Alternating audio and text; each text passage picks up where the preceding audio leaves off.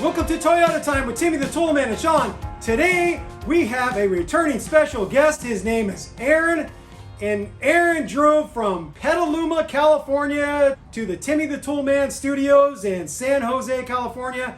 And what we're going to do for Aaron is we're going to do a bunch of general maintenance on his FZJ80 Land Cruiser. Those cool beasts that I wish I owned, but now they're too damn expensive. Maybe I'll never own one. Back to the subject, we're going to do a bunch of general maintenance. We're going to renew the engine oil and filter. He's currently running green coolant, like Prestone coolant, and we're going to flush out the system and we're going to switch it over to Toyota red coolant. We're going to renew the transfer case gear oil. We're going to renew both front and rear differential gear oils. We're going to grease the Zerk fittings on the front and rear drive shafts for the slip yoke and for all the U-joints. We're going to flush the power steering, and we're going to flush out all the old automatic transmission fluid and get some new stuff in. So without further ado, let's get out to the rig and let's get started with this job. Before we begin, let me go over some suggested intervals on these services. These are my recommendations. It's how I take care of my vehicles. You might be different, and that's okay. Just do whatever you feel comfortable with. But if you're new to auto mechanics, this is what I do. For the engine oil and filter, I do it every 5,000 miles. I run a synthetic. You could go longer, but I don't. I do it every 5,000 miles. For engine coolant, I do a drain and refill of what is in the radiator every 30,000 miles. By draining the radiator, you're not going to get all of the coolant out of the system, but you're going to get a majority of it. What you're going to see later on in the video is the block on this 1FZ engine holds quite a bit. So you might want to not only drain the radiator, you might want to open up the block drain and get more out of the system. On my third generation 4Runners, when I drain the radiator, I get most of what's in the system out. I get probably like 90% out. So I'm not worried about opening the block drain on my third gen 4Runners. For the power steering fluid, you can renew that with a flush about every 30,000 miles. If you don't want to wait for a full flush, one way to keep it in good shape is at every engine oil and filter change, you draw a little bit of the ATF out of the power steering reservoir with a midi-vac fluid extractor or some other type of extractor, or just maybe a medical syringe, and then you add some new fluid. And if you do that regularly, then you'll keep the fluid in pretty good shape. If you don't have a medical syringe, you could use a turkey baster. For your transfer case and for your differentials, you can do those gear oils every 30,000 miles. On my third generation 4Runners, I do prefer to give my rear differential new fluid more often, so I actually do that every 10,000 miles. The greasing of the Zerk fittings on your U-joints and on your slip yokes on both of your drive shafts, I do that every other oil change, about every 10,000 miles, and that's perfectly sufficient. If you grease it every oil change, you're just going to be squeezing grease out everywhere. You don't really need to do it that often. And now finally, let's talk about automatic transmission fluid.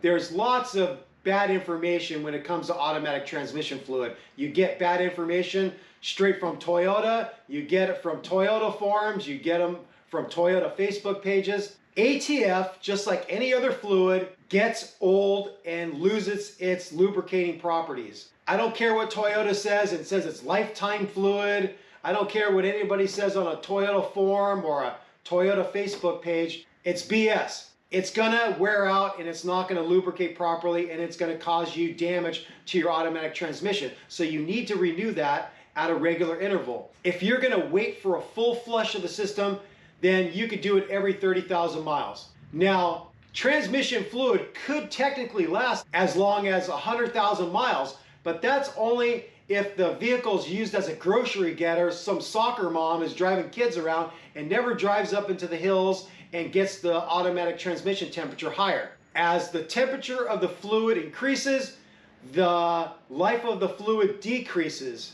It's an inverse relationship. Most people are going to take their rigs up into the mountains, and their fluid in no way, shape, or form is going to last 100,000 miles. So do a full flush every 30,000 miles, but if you don't want to do the full flush method, then you could do what I do, and every other oil change, so every 10,000 miles, I do a drain and refill of the pan. The transmission capacity is somewhere around 14 quarts. That's what it is on a 3rd generation 4Runner, and I'm thinking that's going to be close to what it is on these Land Cruisers, but I could be wrong. But do a drain and refill every other oil change, and that's going to keep your fluid in really good shape. It is a dilution process. You're adding new fluid to old fluid, but I've confirmed that it works because I've actually taken a sample of my fluid at one of my 10,000 interval drain and refills. I sent it to Blackstone Labs, and the report came back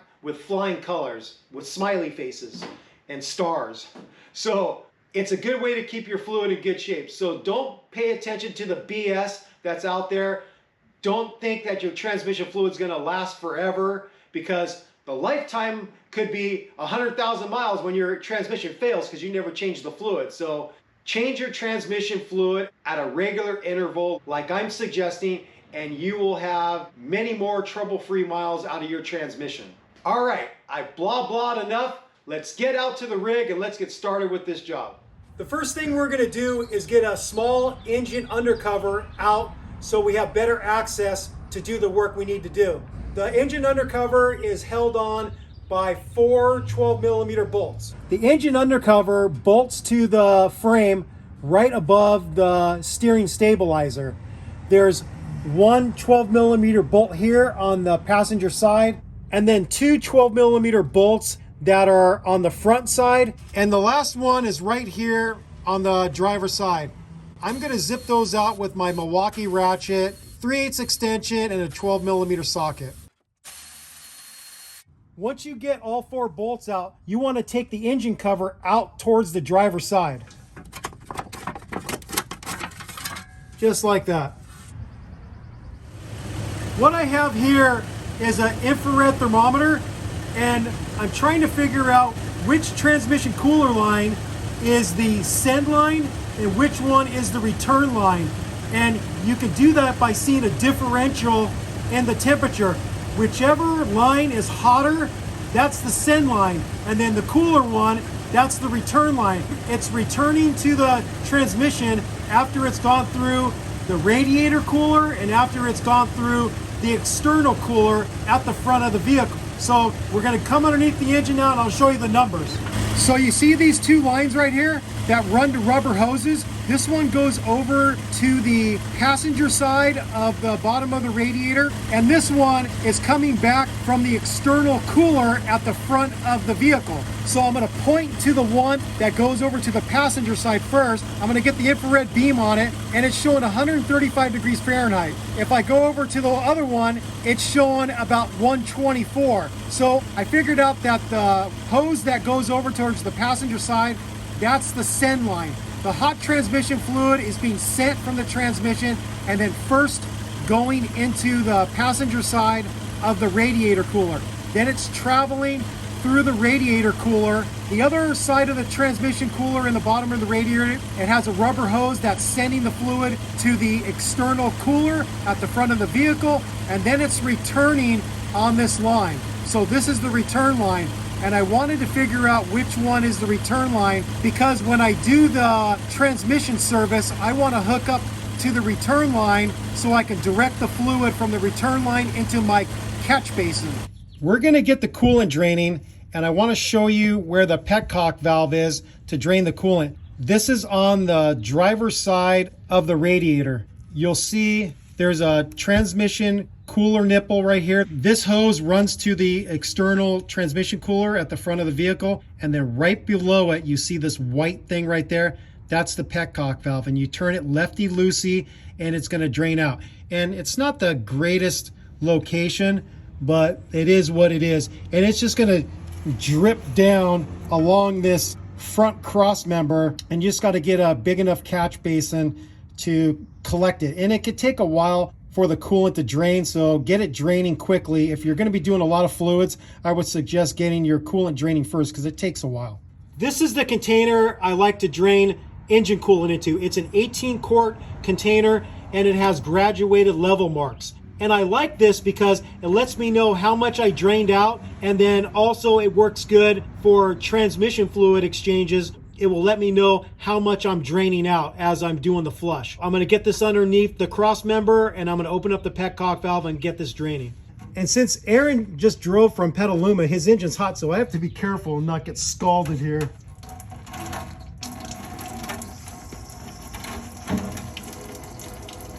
And there it is, it's draining. And now to vent air into the system, we're gonna take the radiator cap off so we can get it flowing better. We have the coolant draining. Now we're gonna start working our way backwards on the vehicle and get some of the other fluids draining. The next one we're gonna drain is the automatic transmission. Here we go. So here's your automatic transmission pan. It actually has a nice little skid plate here. And here's your drain plug. It's a 24 millimeter.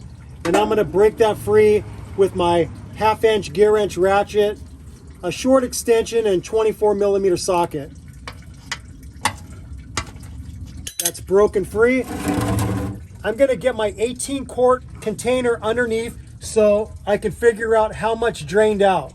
It gets loose and then it gets stiff again. I hope nobody cross-threaded this. It shouldn't come out like this. This is not good. I'm not familiar with the Land Cruiser drain plugs, but the fact that you have to use some force to get it all the way out leads me to believe maybe somebody cross-threaded it. I hope not.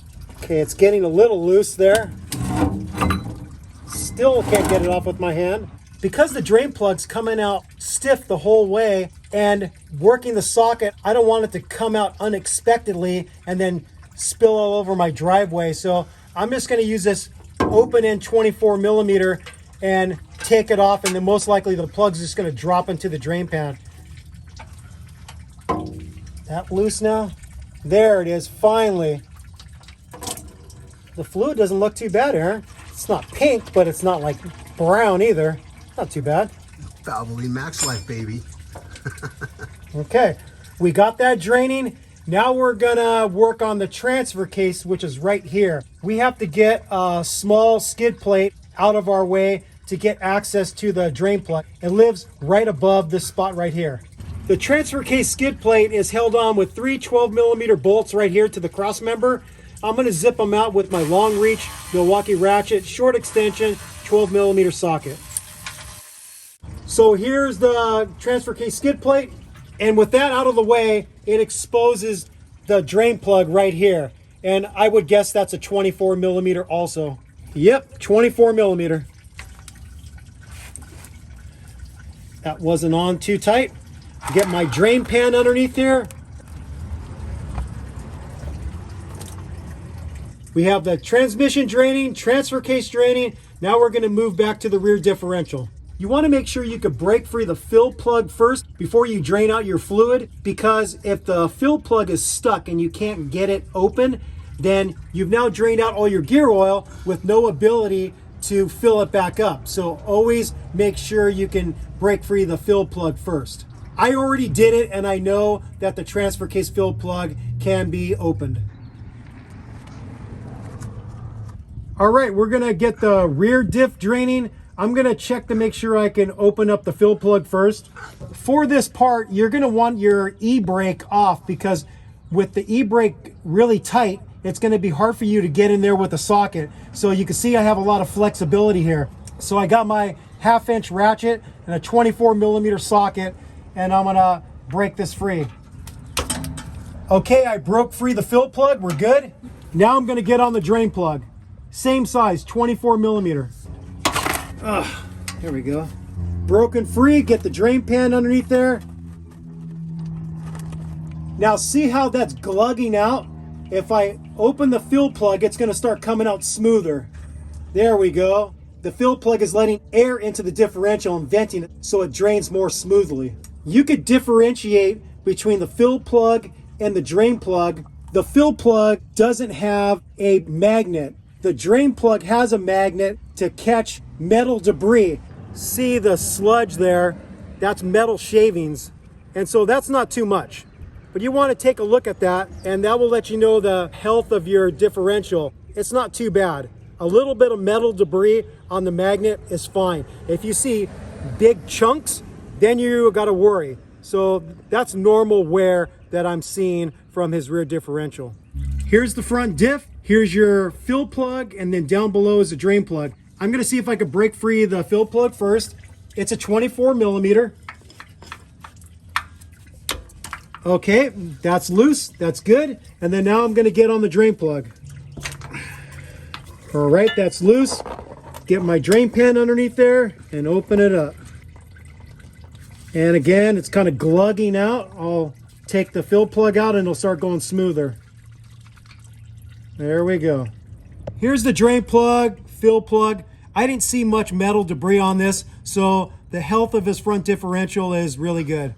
We're now ready to start filling some of the fluids. Luckily, Aaron still has his owner's manual, which is kind of helpful because it tells you the fluid capacities of all the fluids. So you go to the back in front of the index, and you're gonna get this area where it shows all these levels. So here's engine lubrication right here, and it tells you the oil capacity, drain and refill, and then the first number is liters, then it's quarts, then it's imperial quarts. We're going to be operating in quarts. So with the filter, his engine oil is going to take 7.8 quarts. Then it gives you the recommended grades over here. What did you buy, Aaron? 1030 or 5W30? I use 530 in the winter, so I'll do an oil change in the fall and use 530, and then spring 1030. Okay.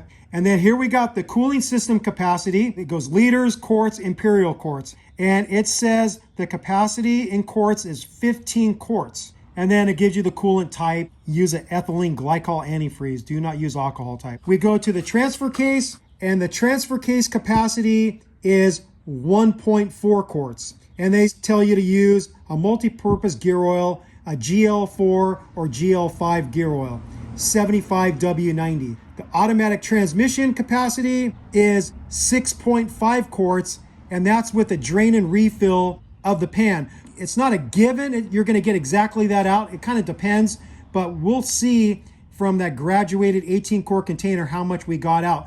And then they just say, use automatic transmission fluid, Dextron 2. But we're going to use a different fluid that's compatible with Dextron 2. Just want to use an ATF that says it's compatible with the Dextron 2 grade. And then the differentials, the front differential, if you have the front and rear differential lock, you would have a capacity of 2.8. But if you don't have the front and rear differential lock, your capacity for the front is 3.0. So it's actually more without the differential lock. And then for the rear, it's the same regardless. It's 3.4 quarts of gear oil. And again, they say use a hypoid gear API GL5, and the recommended viscosity is 80W90.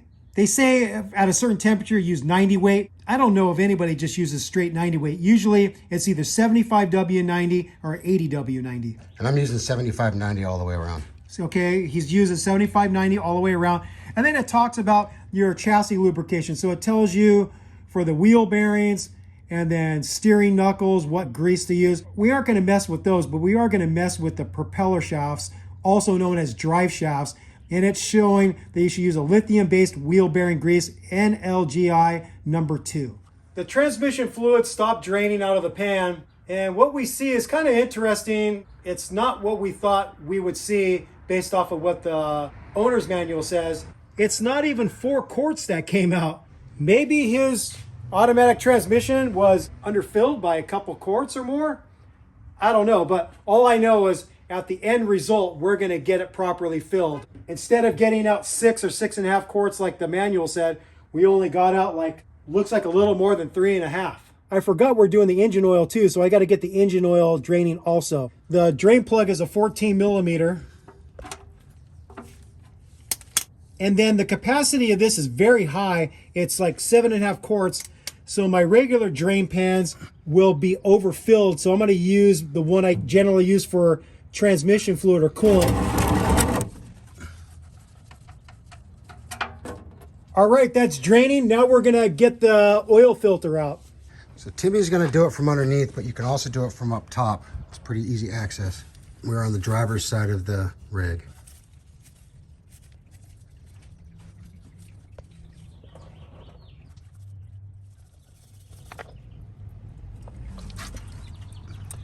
When you take the oil filter out, it basically hits the front differential and then drips down to the drain pan. The radiator stopped draining, and it looks like we got about 8 3/4 quarts out of the radiator. That still leaves a lot of coolant in the cooling system. So what we're gonna do is we're gonna top it off with some distilled water, and then we're gonna start the vehicle and get the coolant circulating, and then shut it off and then drain it again. And we're gonna do that several times with distilled water to get most of the green coolant out of there, because you don't wanna mix coolants. It's generally not good. So we're gonna have to do several rounds of draining the radiator, adding some fresh distilled water, and do that several times until we start to see what is draining out of the radiator looks pretty clear. And then we'll be good to go to fill up the system with a 50-50 mix of red Toyota concentrate and distilled water. The engine oil is pretty much done draining. It's down to a really slow drip. You can see that the old drain plug gasket is still stuck to the drain pan. So I'm gonna pop that off. I'm just gonna push it off with this socket. There we go. I don't recommend reusing drain plug gaskets. You always use a fresh one. So I have a fresh one on the drain plug, and I'm going to put the drain plug back into the bottom of the oil pan. I rarely use torque values for drain plugs or fill plugs. I just use that German spec we all know and love, Guten tight. It's 20 foot-pounds for anyone interested. It's 20 foot-pounds? Yes. Okay, 20 foot-pounds. See how my torque elbow does. Okay, that feels good, 20 foot-pounds. We're ready to fill the transfer case. The drain plug does have a magnet on it, so that's how you could differentiate the two from each other. So this one has the magnet, and then this one doesn't. This is the fill plug. You'll notice that these washers will get stuck if they're reused multiple times, and that's one of the good reasons why not to reuse them, because then they're harder to get off. I'm gonna get this in my bench vise, and I'm gonna see if I can pry this off, because it's just not coming off very easy. So I got it in there, and I'm gonna grab a screwdriver, see if I can just pry up on this and get it out. It's a soft aluminum washer, so it will deform a little bit. There we go, finally. And then I have to do the same with the drain plug. So now we can go back underneath the rig. We'll get the drain plug back in with a fresh aluminum washer, and then we're gonna start pumping it full of gear oil. New drain plug washer, get it on the drain plug, get it back in here. I'm just gonna tighten it up a little bit. Now, I do love the German spec of Guten tight, but this is Aaron's rig and he would prefer me using torque spec. So I'm gonna switch to the torque wrench, and the torque value for the drain plug and the fill plug for the transfer case is 27 foot-pounds. So I have my 3/8 CDI torque wrench set to 27 foot-pounds, and we'll torque this sucker.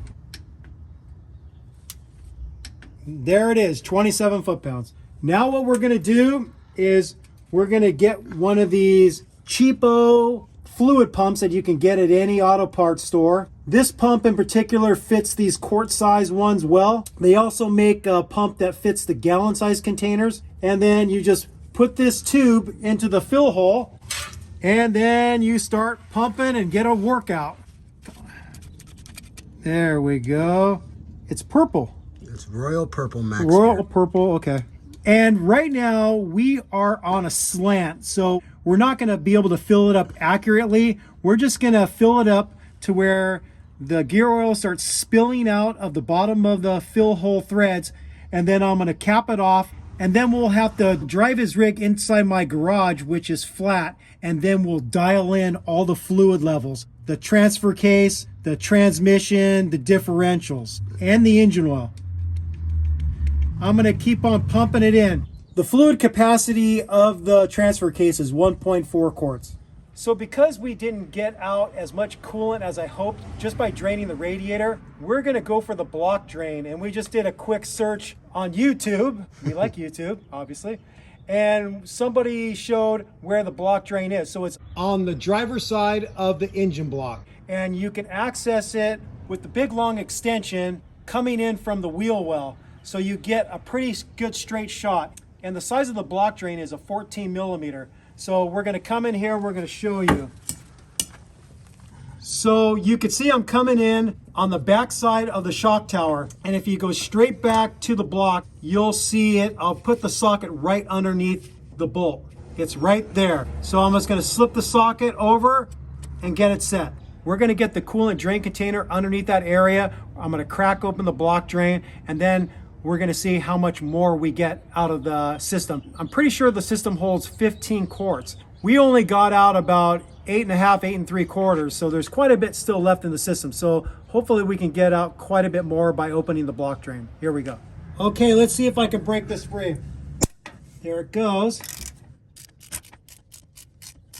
Nothing's happening yet. Here it goes. Wow.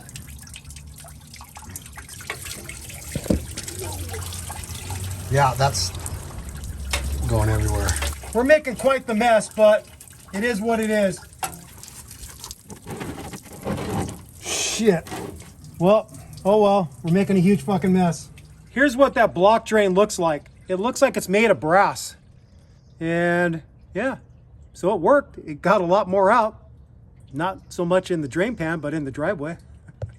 I have no idea what the torque spec is for that block drain. In this instance, I am going to use that German spec of good and tight, and I'm just going to torque it tight with this 3/8 ratchet. That's good. And we'll know if it's not good, if it's leaking, but that thing is pretty damn tight, and I'm pretty sure it's not going to leak. We're going to get the engine oil filter on now. One thing you're going to want to do is look at your old oil filter and make sure that the gasket is still attached to the oil filter, because if it isn't, that means it's attached to the filter housing on the side of the block, and you don't want to stack them up, you'll get a leak. So just make sure that gasket is on the old oil filter. Before you put the new filter on, you're going to want to lubricate the O-ring with some engine oil. So I'm going to dip my finger into here and then just swirl it around the O-ring. And then put this cap back on so we don't spill 5 quarts of oil all over his engine in my driveway. Then what I usually do is I'll wipe up the surface where it seals. Okay, that looks good. And then I'm gonna come in right through here, right behind the power steering reservoir and the engine oil dipstick, and get it started. When it comes to oil filters, you don't need any more than hand tight, provided it's not like a super tight area where you can't really get a good twist with your hand. If you're a big, strong gorilla, like Arnold Schwarzenegger in his heyday, or maybe Hulk Hogan, maybe hand tight's too tight. But I'm not a big monster like those guys, so hand tight, you know, I got small hands. You know what they say, small hands, small feet. I'm gonna just get it hand tight, based off of my strength. And that is good and tight. We're gonna fill the engine with oil. Do yourself a favor and do a sanity check. Make sure that you actually put the drain plug in the oil pan and you got your engine oil filter on, and then start filling. And the reason why I'm telling you this is it's happened. People start filling the engine with oil and realize they didn't put the oil drain plug back in, and they just spilled engine oil all over the place. So we did double check. We got the fill plug in and we got the engine oil filter in. So now we're gonna fill it. This valve cover isn't the greatest, at least for the type of funnel that I have. It's got this stopper right there. So I'm gonna actually use Aaron. He's gonna film and hold this steady for me, because if not, it just flops. It's not the greatest. Maybe they make a funnel specifically for FZJ80 inline 6s. Okay, you get the idea. Instead of making Aaron do double duty with filming, just fill it with the right amount. So we're gonna start with 7.5 quarts, and then we'll get it on flat ground and then just make sure it is totally full. We're ready to refill the rear differential. We have to get the drain plug back in, and we're gonna put a new crush washer. And what a crush washer is it has a rounded side, which is the top part that you're looking at right here, and then it's got a flat side on the bottom. When you put it on your drain plug or your fill plug, you want the flat side facing the drain plug, and you want the round side that crushes facing the differential. And then when you tighten the plug, the washer crushes and you get the thing torqued to spec and you're good to go. I would not reuse the old washer. It's not good practice. You'll most likely end up with a leak. So thread that back in. The torque spec for the drain plug and for the fill plug is 36 foot-pounds. I got my torque wrench set to 36 foot-pounds. Let's see if we can get this torque to spec. There it is, 36 foot-pounds. Now we're gonna go through the tedious operation of getting our little cheapo gear oil pump, and we're gonna pump in a little over 3 quarts of gear oil. Again, the spec according to the owner's manual is 85W90. Aaron is deciding to put 75W90, which is totally fine. Nothing bad is going to happen to the differential using 7590 in the rear diff. We're not going to show me pumping the plastic pump 9 million times, so I'm going to fill it up to where the gear oil starts spilling out of the fill plug hole, and then we're going to close it off. And then again later on, when we get it on flat ground, we're gonna just double check that the fluid level is good. All right, we're at the front differential. We're gonna get the drain plug back in with a fresh crush washer. The torque spec for the drain plug and the fill plug for the front differential is also 36 foot-pounds. There it is, 36 foot-pounds. The capacity of the front differential is 3 quarts. So again, I'm gonna get out my little plastic pump and lay underneath here with some patience and pump 3 quarts of gear oil in here. We've got the transmission drain plug back in with a fresh crush washer. The torque spec for the transmission drain pan bolt is 20 foot-pounds. There it is, 20 foot-pounds. All right, so far we have the engine oil filled, we have the transfer case filled, we have both differentials filled, and then now we're gonna add some fluid to the transmission. We got out about 4 quarts, so we're just gonna start with 4 quarts in the transmission pan, and then we're gonna pull it into my garage. And then after we do that, we're gonna get some distilled water in the radiator, fill that up, and then we're gonna pull the truck on the flat ground inside my garage, provided it fits, because he does have a roof rack there. And then we're gonna go through the process of doing the transmission flush and the coolant flush. We're on the driver's side of the engine. You have your master cylinder right here. Right there is your transmission dipstick. You got a little lever here you got to push and then pull up. So I got to get my hand in the way of the camera, just like that. Pull the dipstick out, and then we're going to get a transmission funnel. This is what a transmission funnel looks like. It's long and it's got a narrow neck to fit into the transmission dipstick tube. Okay, now we're gonna get our transmission fluid and put 4 quarts in. We've got 4 quarts back into the transmission pan. Now we wanna deal with the coolant. What I learned from comments from our last coolant flush job we did years ago on Sean's 2002 4Runner is you could expedite the flushing procedure by pulling up the thermostat.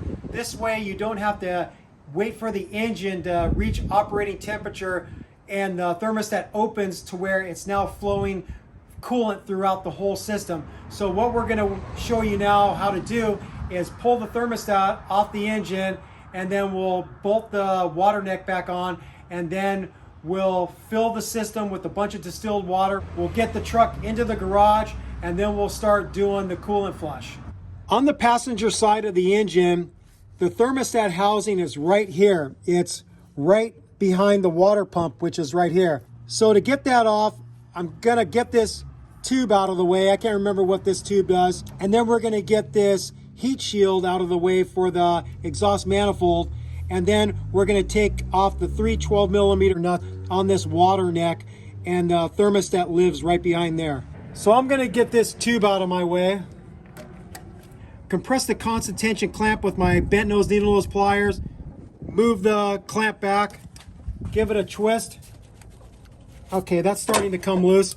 I'm gonna get the other one down below here that attaches to the air box.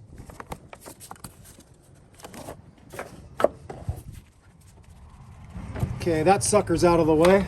Next, I'm gonna remove the heat shield. It's normally held on with 3 12mm bolts, but he's missing one on the back side here. I'm gonna try to zip those out with my Milwaukee ratchet.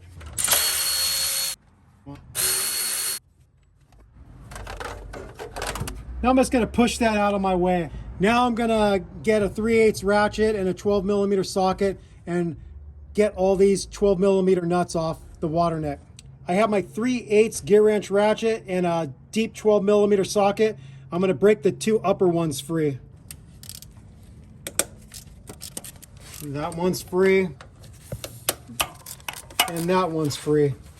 It looks like for the bottom one, I'm gonna need to use a short extension. Okay, they're all loose. I'm gonna zip them out the rest of the way with the Milwaukee ratchet. Now, since we opened up that block drain, I don't know if any more coolant's gonna come out, but if it does, I'm not gonna worry about it. Let it spill on my driveway. So I'm gonna wiggle this, little bit's coming out. And then we have the thermostat, you see it right there. So you see this little thing right here that jiggles around? That's called the jiggle valve, and that lets air out of the cooling system. On this 1FZ engine, it's at the 12 o'clock position, pointing straight up. And then you will get some coolant out of here. I already pulled it off and a bunch more coolant spilled out. You'll wanna have your catch container underneath there. And the thermostat has a rubber gasket on the outside of it. And the gasket has a split in the middle, and it just feeds over the outside of the thermostat. And this one looks like it's still in pretty good shape. So now we're gonna put the neck back on and bolt it up, just get it snug. There will be some coolant leaking out at that connection, or more appropriately, mostly distilled water, but we're not gonna worry about that. This is just to expedite the coolant flush, because now we don't have to wait for the thermostat to open every time we go through a flushing round. So we're gonna have to do several rounds to get the distilled water looking nice and clean. We have our spill-free funnel, and it comes with a multitude of different caps and adapters to fit most any radiator. So I've got this yellow adapter with a black washer. I put that in first, and then this cap is the right cap to use for this engine. When you tighten this up, it should get a nice tight fit, and then you just put your spill-free funnel on the top. You'll want to make sure that you tighten your petcock valve at the bottom of the radiator, which I did. And so now we're going to start dumping in some distilled water into the system. You want to use distilled water. You don't want to use tap water, because tap water has minerals in it, and the minerals in the tap water could corrode your system. So always use distilled water. And then just pour it in and glug, glug, glug, fill it up. And you don't need to watch this. We're gonna fill it up to where the radiator stops taking water. Then we're gonna start it up, and then we're gonna bring the truck into the garage. We successfully got his truck inside my garage. It just barely fit. When we got it on flat ground, we double checked the transmission fluid level via the dipstick, and it was about 1 quart down. So his system was a little bit low according to what we just saw. Now what we're gonna do is we're just gonna run the engine, and we're gonna turn the heater control valves fully hot. If he has a rear heater, we're gonna turn that fully hot, and that's gonna allow the distilled water to run through not only the radiator and the engine, but all the heater core lines and the heater core. So we're gonna let it run for a little bit, shut it down, open up the petcock valve, drain that out, and then we're gonna do another round of distilled water, and then we'll keep on doing rounds of distilled water until we see what's coming out of the radiator looks really nice and clean. All right, Aaron's gonna start the rig. We still got our spill-free funnel in there. He's gonna turn the heater control valve all the way hot. You don't have to turn the fan on. You just want to open up the valve so it's going to flow through the heater core, but you don't need the fan on. And then he's going to turn the rear heater on. Okay, so that should be good. Is there temperature control in the back for the rear heater? Okay. It's just low and high. Okay, just low and high. So that's just for the fan, so I don't think we actually have to have the fan on then. We're going to turn it on just in case, but I don't think that's needed for the rear heater. This is the main control for both the front and the rear heater. While we have the coolant draining out of the radiator, we're going to now dial in the fluid level of the front differential, rear differential, and transfer case, because now we're on level ground inside my garage. I'm going to take out the fill plug of the front diff. We're going to get our gear oil and our plastic pump. And the way you fill any differential, transfer case, manual transmission is you fill it on level ground. When you see gear oil start spilling out the bottom of the threads of the fill hole, you now have it properly filled. If you could draw a parallel line with the ground, the level of the differential fluid would be right there at the bottom of the fill hole. All right, so see how it's spilling out? I'll wipe it away and it's still spilling out. So we know we're full. So then I'll just get the fill plug back in. Again, a fresh crush washer. And we're going to torque this to 36 foot-pounds. There it is, 36 foot-pounds. Now we're going to top off the transfer case. Same thing until it starts spilling out of the fill plug hole.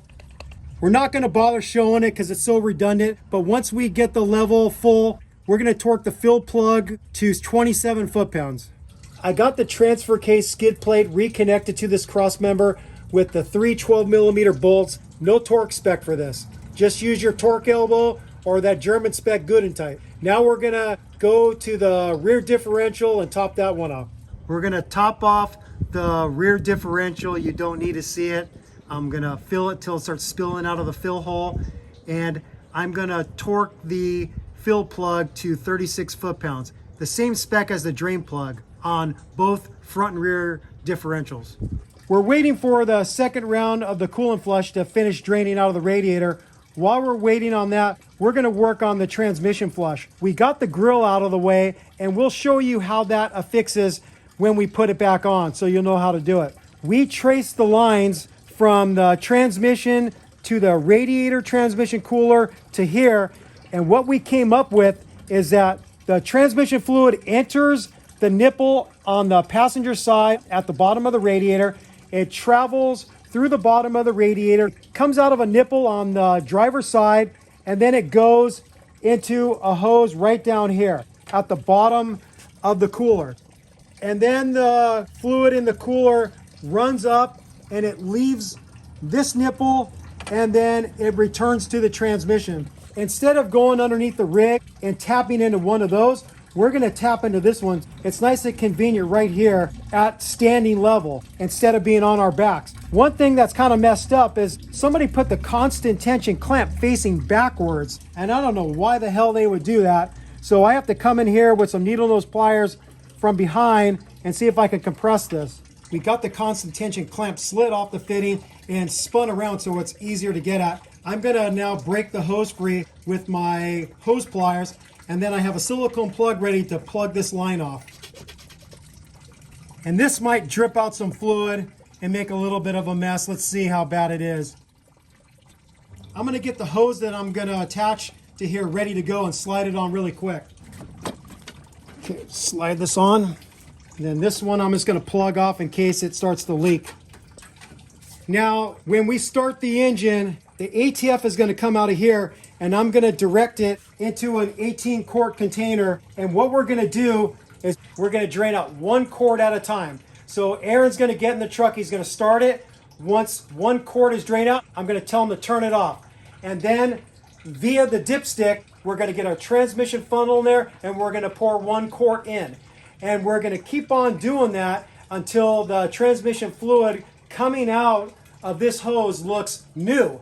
And then we'll be done with the flush, and then we'll reconnect the oil cooler hose, and then we'll have to just dial in the fluid level by using the dipstick as our guide, and then we should be good to go.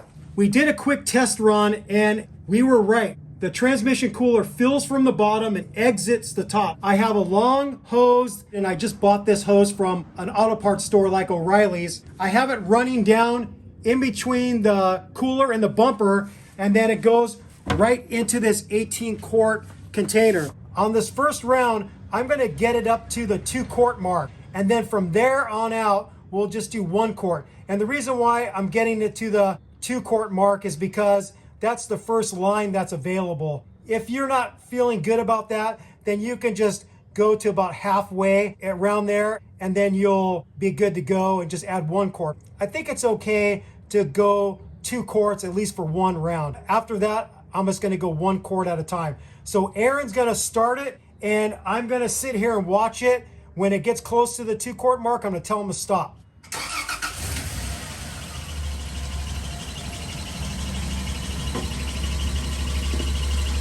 Stop! So you see now we're at the 2-quart mark. So now we're gonna add 2 quarts to the system via the transmission dipstick tube. So Aaron's measuring out 2 quarts in this gallon container. And now he's gonna pour it into the transmission funnel.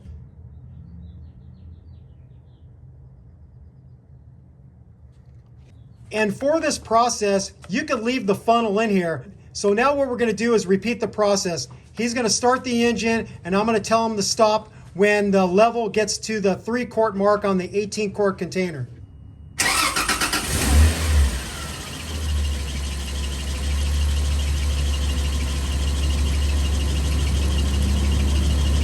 Stop!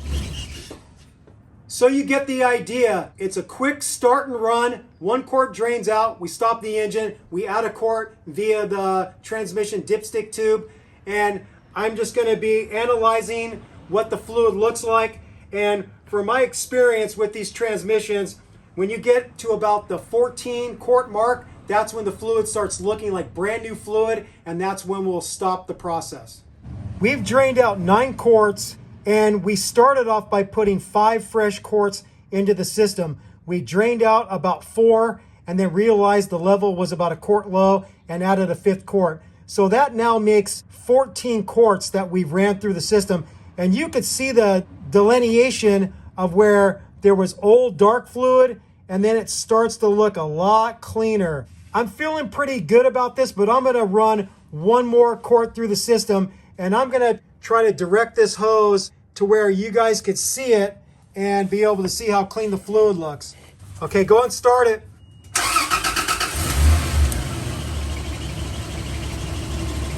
That's looking pretty damn clean. Okay, shut it down. We're done with our flush procedure, so I have to get this drain hose off of here. Yeah.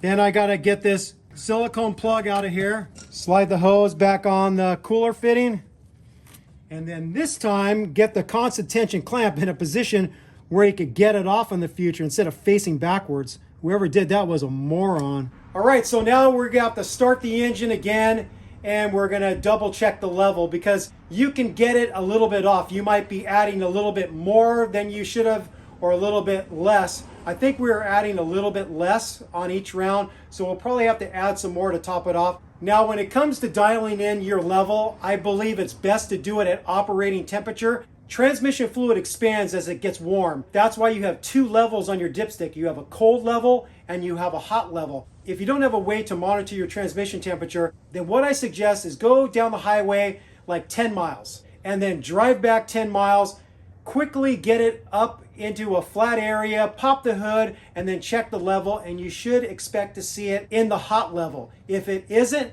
then add a little bit and get it within those lines. You could just do it via the cold level, but from what I've seen, you get a more accurate filled transmission by doing it at operating temperature. So there it is there. So he's gonna start it up and we're gonna check the level.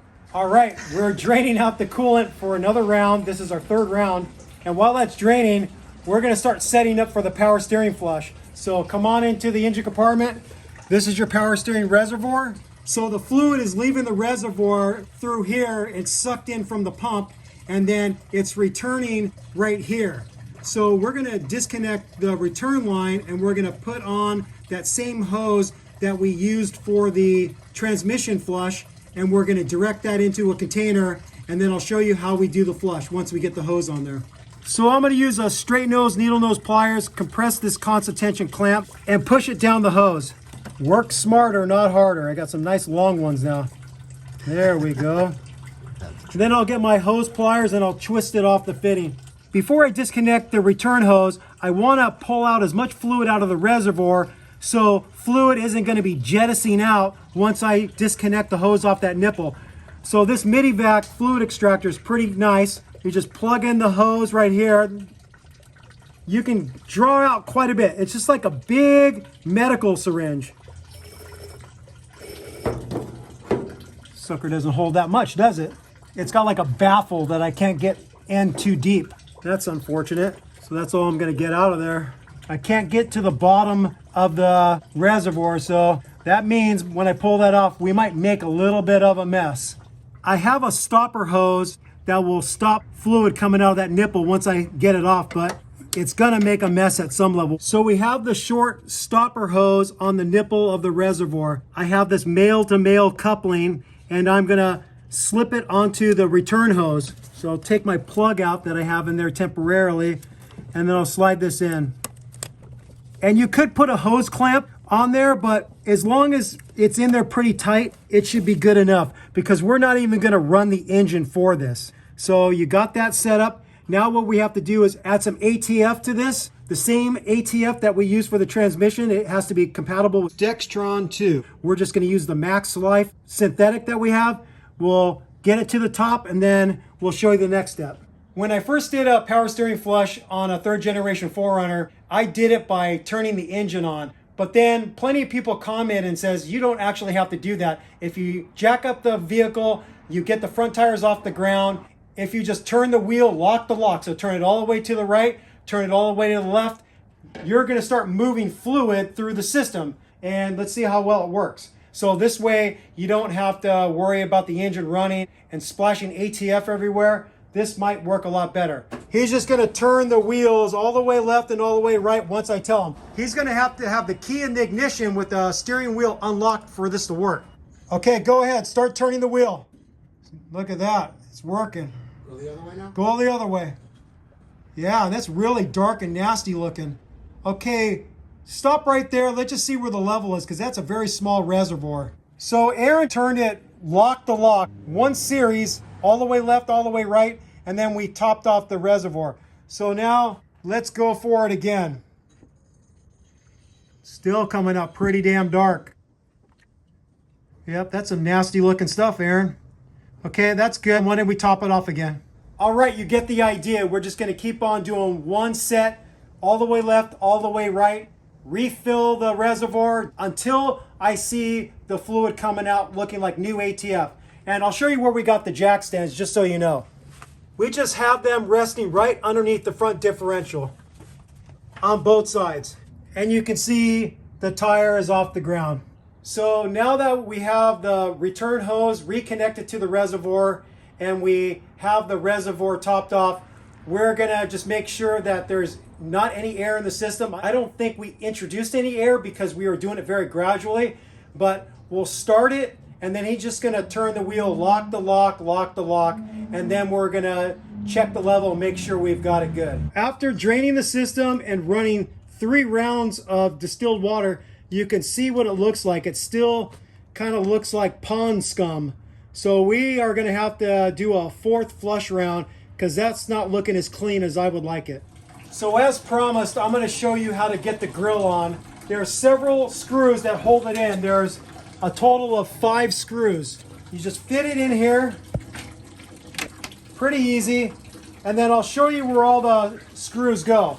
So there's one right here on the upper driver's side. There's another one on the driver's side right next to the headlight. Coming to the center down low, like right above the license plate, There's one right there next to the passenger headlight. There's another one down there. And then coming up top, right here next to the passenger headlight, is the fifth one. You just use a Phillips or a JIS screwdriver to take them out. And you don't need to see me put some screws in. I know you can do that. This is our final drain. This is our fourth round. Aaron's happy with this. It's not perfectly clear, but it's mostly clear. It's just like a very, very light, like yellowish green, but it's mostly clear, and that's good enough. So you'll see we have 10 quarts that we drained out. The system holds 15 quarts according to the owner's manual. So what that means is that there's 5 quarts of distilled water left in the system, in the engine block, in the heater core lines. You could choose to open the block drain again and do that, but we don't want to mess with that because it's going to be another big mess for us. We just do some simple math. We subtract the total capacity of 15 quarts from the 10 quarts we got out, and that leaves 5 quarts. So we have 5 quarts of distilled water left in the system. So we want to end up with a 50-50 mix. So what we do is we start off filling the system by adding 5 quarts of pure concentrate. So now, by adding the 5 quarts of pure concentrate, we've now made what's left in the system a 50-50 mix.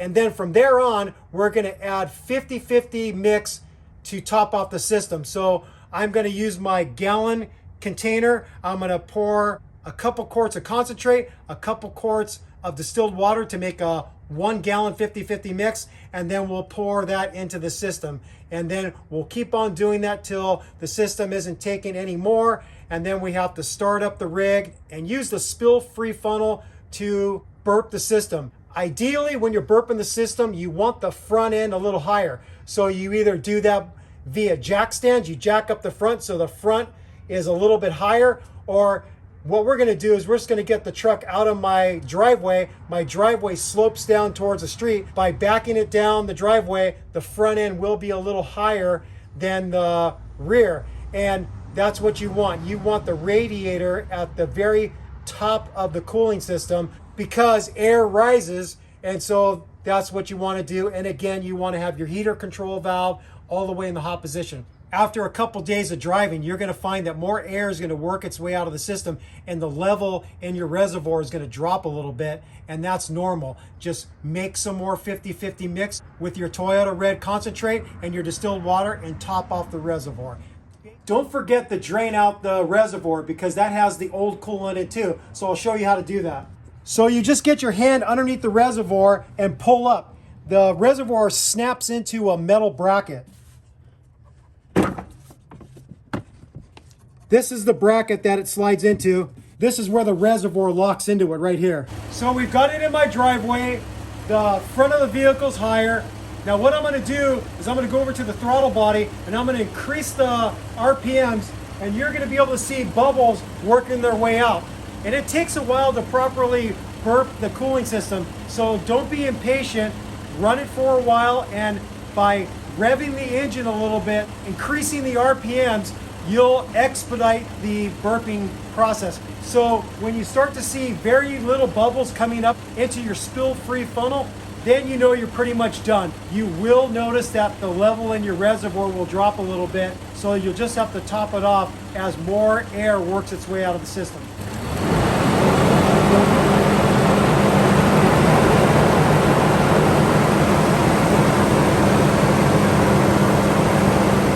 So because we have the thermostat back in, we have to wait till the engine gets up to operating temperature. The thermostat opens, starts flowing coolant throughout the whole system, and then you'll start seeing more bubbles come up.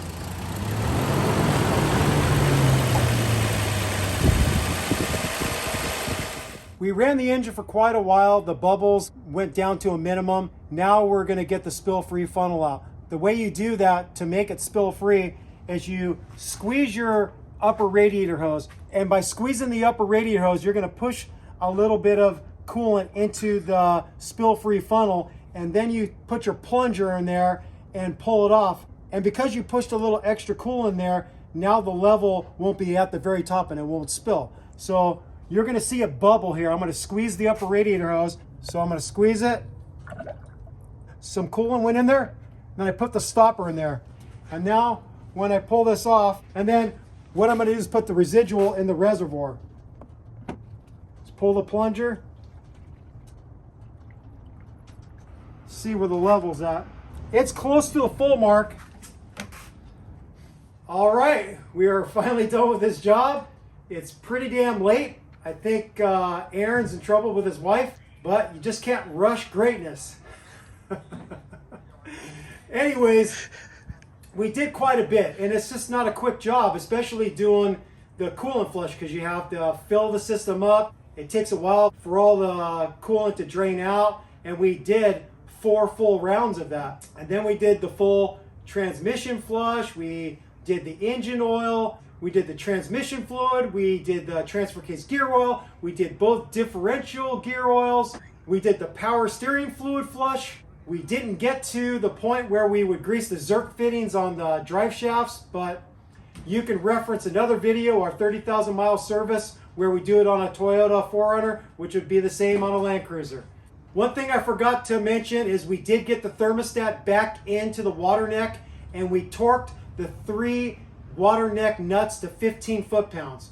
And make sure the jiggle valve is facing up at the 12 o'clock position when you put the thermostat back in. And it wouldn't be a bad time to actually replace the thermostat and put a new thermostat gasket, but we didn't think of it in advance, so we couldn't replace it, so we had to use the old thermostat and old gasket. It was cool seeing my buddy Aaron. I hadn't seen him for a while. It was fun wrenching with them and filming with them, so it was a good day, but it was a long day, and I'm pretty tired, and he's got a long drive home back to Petaluma and have to deal with an angry wife.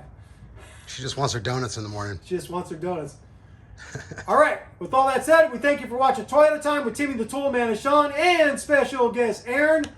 Thank you for watching. Thank you for subscribing. If you haven't subscribed yet, hit that subscribe button, and if you would like to be notified when we put up new content, hit that notification bell. Peace out, happy wrenching, sick mods, bye-bye.